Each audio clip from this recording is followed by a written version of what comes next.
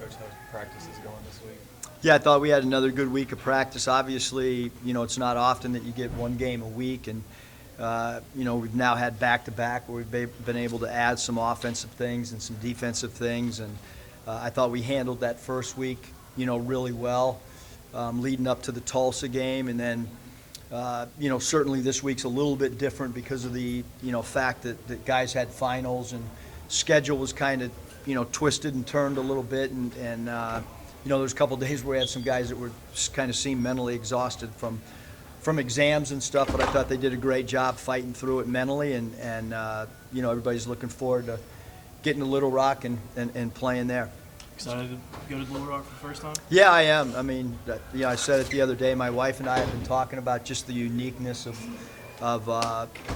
even though we know it's a neutral site game, so to speak, on the schedule, but it's a there's going to be a lot of Hog fans, obviously. So we're excited. It's unique. It's not many programs get a chance to, to play in a different place in your state in a regular season game. So I think it's cool and unique, and we're all looking forward to it. The players are as well. And I've heard since I got the job about the excitement there and how important this game is to the program and to the entire state.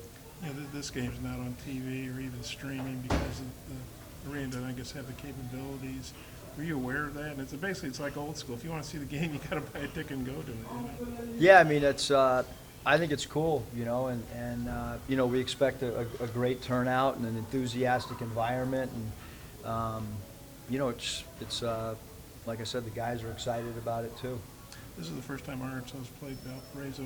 Do you know their coach, Matt Lodich, I think it's how you say his Yeah, I name? mean, I don't know him personally or anything, but certainly have really good respect for them and their program. And you look at Valpo for many years has been a really good program that's played in the NCAA tournaments and always does a great job in their league play. And they got a really special scorer in Freeman Liberty, and one of the top scorers in the country. Is a great rebounder at the off guard spot, and their guard Saki's got great quickness at the point guard spot. He gets the ball up the floor really quick, and then Clay at the power forward spot's really active and has the ability to shoot threes. And then Gordon off the bench made 6 threes last night in their game against High Point. So a team that cuts hard, a team that plays hard, a team that plays really well in transition. They play fast. So transition defense will be very important for us as well. I think they played Monday night and Wednesday night. So now they have to travel. Do you guys, do you think you have an advantage because you've been able to practice all week, or do you think maybe they have a little bit of an advantage because they had a couple games? Yeah, I always think that's like after the game you can spin it however you want after the game. I think it's good for Valpo that they've kind of been in the same rhythm and routine, and since I've been in college, just this exam week is it's just kind of challenging for everybody. Like I said, practice time changes, and one of our guys wasn't here today because he's still taking an exam, and so it's just a little bit throws you off a little bit. I guess I wasn't smart enough to notice who. Ty still had a test. Okay. Yep. Next week, just kind of how do you handle giving them some time for Christmas and plus getting ready for Indiana? Yeah, so they, per the NCAA rules, there's 3 days off. Basically, in this month, you don't have to do it Christmas per se, but most people do. So they'll have off on, Saturday. They'll have off Sunday, Monday, Tuesday, right after the game Saturday. They're free to, to go spend time with loved ones and stuff, and then they'll report back on Christmas late afternoon, and we'll practice, Christmas on leading up to the Indiana game. Yeah, I guess Isaiah's averaging about 37 minutes a game. I know you said before these guys are young and they're pretty good shape, but that's about 7 minutes more than the average last year. How do you think he's handling that? And do you think that's a good number, or is that maybe a little too much? I know you had a couple overtime games in there too, so that's some extra time. Yeah, I think as a player, you always want to play as many minutes as you can. With the makeup of our team, meaning we have an open scholarship. And then we have 3 sit-out guys. So you're down 4 from a roster standpoint. And if you look at the minutes of the guys at Nevada over the last 4 years, we've tended to play guys a lot of minutes. And some of my good friends like Tom Thibodeau, rolled with guys that they thought were either really hot or really important players, and we've tended to do that as well. How do you think, Isaiah, how do you think he's handling that increased workload?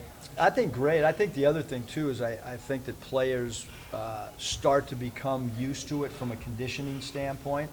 I don't know if, through 10 games is enough. I certainly think that you start getting into 13, 14, 15 games. I think that we noticed that, with the Martin twins, that once they got about halfway through that season, I thought that they really understood that that's kind of was going to be their workload. And certainly we try to, in practice, Taylor, we don't go live a lot. And the reason we don't go live a lot is to try to save their bodies and keep their bodies fresh, and we do a lot of mental reps. How do you think Isaiah's played overall so far for you? I think he's played really well. I mean, you look at, his numbers and stuff, and he's had a great year so far. I think the big thing is you just, with Daniel here, I mean, you're just going to get more open looks on the perimeter because, when I got the job here, one of the first things I did is try to collect scouting reports from other teams that played the Razorbacks last year, and I think we collected 12 scouting reports, obviously, not really from SEC schools unless there was a coaching change. But out of the 12 scouting reports, Daniel was such a focal point of either doubling down or keeping the lane compact or sagging the lane. I think that gives you, a few more open looks than maybe now if we tried to collect scouting reports, which we have from people that we played like Texas Southern, and we've gotten great feedback from other teams that we've played. Right now, he's a big part, if not the main part of an opposing scouting report. So he's going to have no airspace, and it's going to make things more difficult, to get clean, open looks. So even with the year Mason's having, teams really focusing on Isaiah still. Yeah, I think, just his reputation of what he did last year as a shooter, and I think certainly scouting reports change on a nightly basis. And Mason's a guy that people are overly concerned with as well. Is JD doing a good job? It looked like maybe you guys are using him to mimic freedom liberty. Yeah, he's done because JD can score the ball, and obviously today we didn't go live, but we, have gone live a couple days, leading up to today, and he does a great job because of his ability to score and try to simulate an opposing team's guard who has the ability to put points on the board.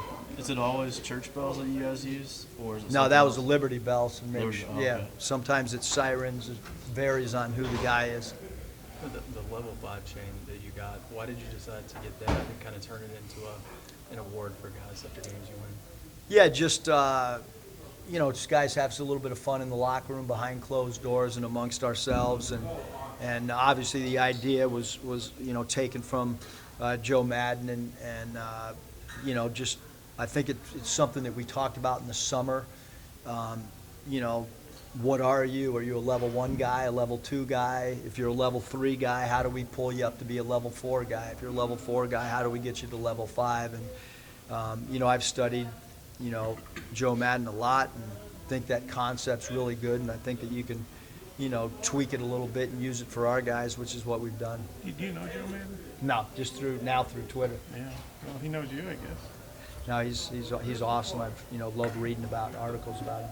Have you had a chance to meet with Coach Pittman yet? I have not. Nope. Obviously, we really appreciate him coming to the game the other night against Tulsa, and the ovation he got was incredible and awesome. And again, at some point in his time, I know how it was for me that the first 5 months is just such a whirlwind that eventually we'll be able to sit down and talk. And like I've said, I want to talk to him and learn from him as well.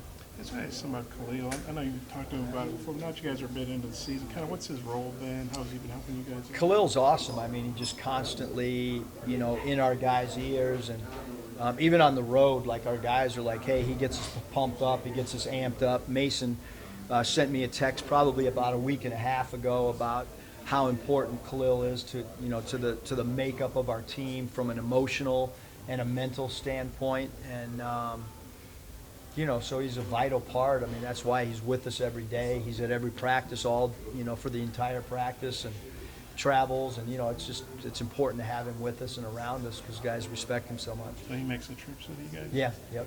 And I know he's not going to play in the game, but you're going back to his hometown. Is that kind of, you think he's pumped about that? Or? I think all the guys are, but, you know, certainly, you know, Ethan and Khalil and the guys that, you know, are from Little Rock, I think it makes it a little bit more special. But I think I can kind of feel the excitement with all of our guys for sure. Thanks, Kevin. Yeah, thanks.